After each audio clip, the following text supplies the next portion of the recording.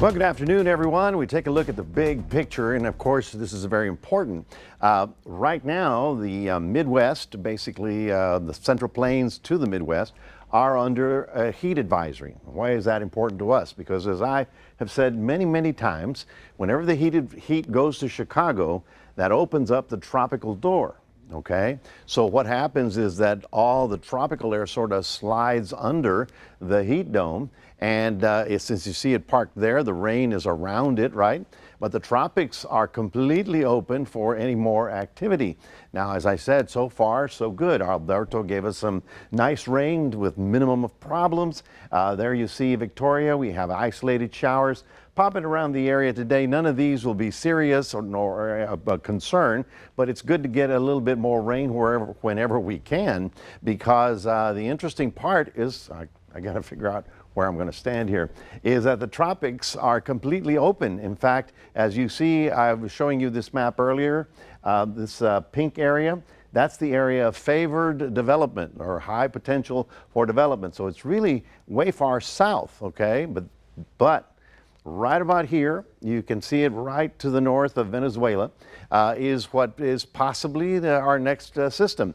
It has right now a 20% chance of survival to strengthen, but in about 5 or 7 days, which puts it, sometime over the weekend, it should be churning somewhere around here, which would put it in the Caribbean waters.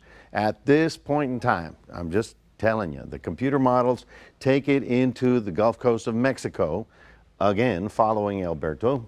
If it stays on that path, no major problem for us, but at this time of the year, we got to watch that very carefully. Like I said, the storm is way far south, but it's in that pink area, which gives it a high potential for development. And right about now, it's going to skirt just to the north of Venezuela, and then it gets into the Caribbean waters, which are ripe and ready. And one of the things, well, I'll tell you about it later. All right, I had a light bulb that went off in my head over the weekend. Here's our rain chance for the next few days. It's fairly low. These are nice little showers, garden variety showers, the only way to cool down. Otherwise, we're still going to be looking at the low 90s for us, while the rest of Texas, really kind of the Central Plains, whoa, they're having the heat wave that we had a while ago.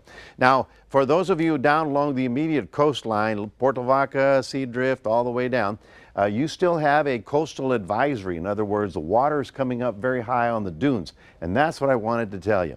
All right, why did a storm that was so far south hitting Mexico affect the entire Gulf Coast so much with the surge?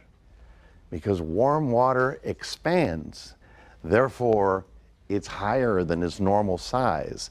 So yes, blame it on climate change, because our water is now at 87, 88 degrees, and that's warm water will expand, cold water shrinks, and that's what happened, and that's why the surf was so high.